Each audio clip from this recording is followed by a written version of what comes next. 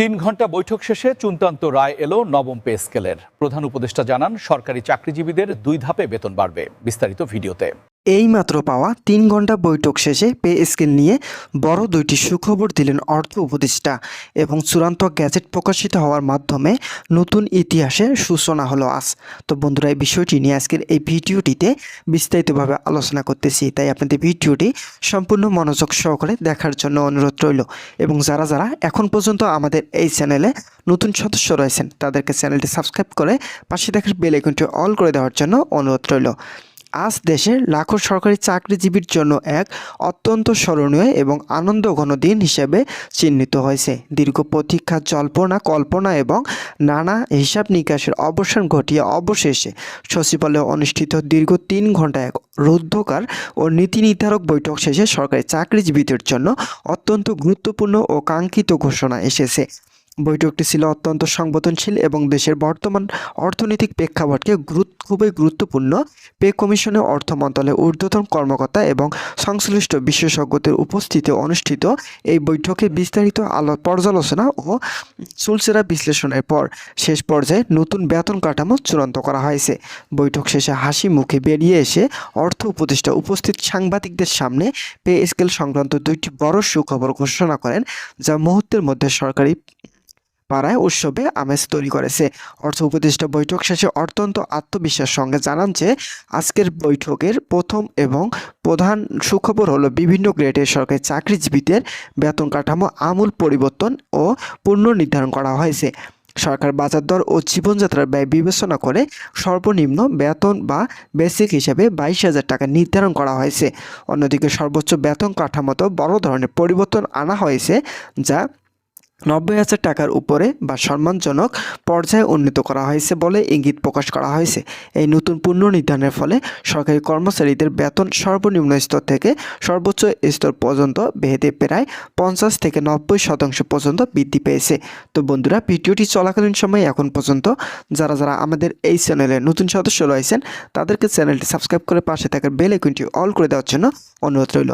তো বন্ধুরা, দ্বিতীয় এবং অত্যন্ত গুরুত্বপূর্ণ সুখবরটি হলো নতুন পে স্কেল চূড়ান্ত গ্যাজেট আজই আনুষ্ঠানিকভাবে প্রকাশ করা হয়েছে। অর্থ উপদেষ্টা নিশ্চিত করেছেন যে এই গ্যাজেট প্রকাশের মাধ্যমে সরকারি কর্মচারীরা অবিলম্বে অর্থাৎ চলতি মাস থেকেই নতুন বেতন কাঠামো অনুযায়ী বেতন ও ভাতা গ্রহণ করতে পারবেন। এর ফলে পে স্কেল কার্যকর হওয়ার তারিখ বা সময় নিয়ে যে দীর্ঘদিনের ধোঁয়াশা ও অনিশ্চয়তা ছিল তা মুহূর্তে দূর হয়েছে। তিনি আরও উল্লেখ করেন যে নতুন গ্যাজেটে প্রণয়ন ও প্রকাশ প্রক্রিয়া অতীতের যে কোনো সময়ের চেয়ে অনেক বেশি স্বচ্ছ ও সময় মাফিক করা হয়েছে, যাতে কোনো ধরনের আমলাতান্ত্রিক জটিলতা না থাকে। এই ঘোষণার ফলে কর্মচারীদের মধ্যে যে সংখ্যা ছিল তা কেটে গেছে এবং তারা এখন নিশ্চিন্তে তাদের দায়িত্ব পালন করতে পারবেন। বৈঠকে আরও বিস্তারিত জানানো হয় যে নতুন পে স্কেল কার্যকর হওয়ায় সরকারি অফিসগুলোতে বিভিন্ন পদে কর্মকর্তা কর্মচারীদের মাসিক বাজেট এবং পারিবারিক আর্থিক পরিকল্পনার ব্যাপক ইতিবাচক প্রভাব পড়বে। তো বন্ধুরা, ঢাকা সহ দেশের বিভিন্ন প্রান্তের সরকারি অফিস থেকে খবর পাওয়া যাচ্ছে যে এই ঘোষণার পরপরই কর্মীরা নিজেদের মধ্যে মিষ্টি বিতরণ করছেন এবং অনেকে ইতিমধ্যে নতুন বেতন কাঠামো অনুযায়ী হিসাব নিকাশ করে তাদের মাসিক খরচ ও ভবিষ্যতের সঞ্চয়ের পরিকল্পনা শুরু করে দিয়েছে।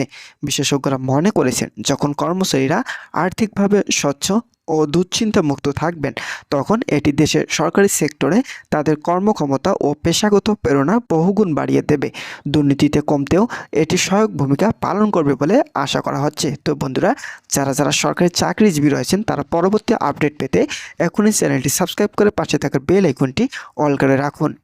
অর্থ উপদেষ্টার বৈঠক শেষে সাংবাদিকদের এক প্রশ্নের জবাবে বলেন, সরকার সর্বদা কর্মচারীদের কল্যাণ এবং তাদের জীবনমান উন্নয়নে সচেষ্ট। নতুন পে স্কেল নিশ্চিতভাবে সরকারি কর্মচারীদের আর্থিক নিরাপত্তা বৃদ্ধি করবে এবং তাদের পারিবারিক জীবনের মান উন্নয়ন করবে। তিনি আরও আশ্বাস দেন যে ভবিষ্যতে পে স্কেল সংশোধন বা পরিমার্জন প্রক্রিয়া আরও বেশি স্বচ্ছতা, আধুনিকায়ন এবং সময় মাফিকতা নিশ্চিত করতে হবে, যাতে কর্মচারীদের আর রাজপথে নামতে না হয়। সরকারি কর্মচারীরা বৈঠক শেষে প্রকাশিত এই সুখবরটি অত্যন্ত উৎসাহ ও আবেগের সঙ্গে গ্রহণ করেছেন।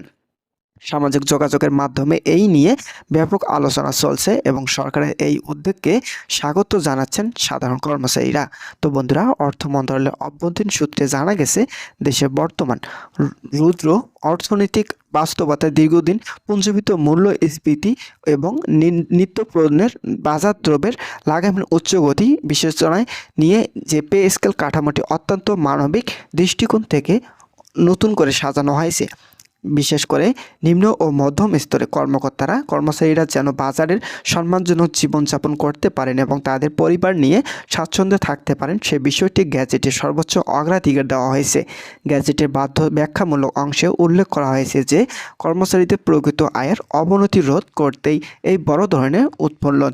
নতুন গ্যাজেট পর্যালোচনা করে দেখা গেছে যে বেতন বৃদ্ধির পাশাপাশি কাঠামোগত সংস্কারও করা হয়েছে। আগের জটিল ও ব্যয়বহুল সহ বিস্তারিত গ্রেড কাঠামোকে সরলীকরণ বা সহজকরণ করা হয়েছে। প্রাথমিক জটিলতা কমানোর জন্য একাধিক কাছাকাছি অপ্রয়োজনীয় গ্রেড একীভূত করা হচ্ছে। এর মূল উদ্দেশ্য হলো একই ধরনের দায়িত্ব পালনকারী কর্মকর্তা ও কর্মচারীদের মধ্যে যেন কোনো অযৌক্তিক বেতন বৈষম্য ও মনস্তাত্ত্বিক দ্রুত না থাকে। অর্থ মন্ত্রণালয়ের কর্মকর্তা বলেছেন, এই সংস্কার ফলে নতুন বেতন কাঠামো সহজে হবে না, বরং পদোন্নতি, ইনক্রিমেন্ট এবং অন্যান্য আর্থিক সুবিধা নির্ধারণের ক্ষেত্রে শতভাগ স্বচ্ছতা আসবে ও দীর্ঘসূত্রিতা করবে। তো বন্ধুরা, গ্যাজেট অনুযায়ী সর্বনিম্ন বেতন আগের তুলনায় উল্লেখযোগ্য হারে বৃদ্ধি করা হয়েছে, যা একটি বৈপ্লবিক পরিবর্তন। এর ফলে চতুর্থ শ্রেণী থেকে শুরু করে 11 থেকে 20তম গ্রেডের কর্মচারীরাও সবচেয়ে বেশি উপকৃত হবেন বলে ধারণা করা হচ্ছে। তারা এতদিন যে অর্থনৈতিক কষ্টের মধ্যে ছিলেন তা থেকে মুক্তি পাবেন। একই সঙ্গে মধ্যম গ্রেডও বেতন পুনর্গঠন করা হয়েছে, যাতে দীর্ঘদিন ধরে যারা পদোন্নতি না পেয়ে এই স্কেলে আটকে ছিলেন তারা আর্থিকভাবে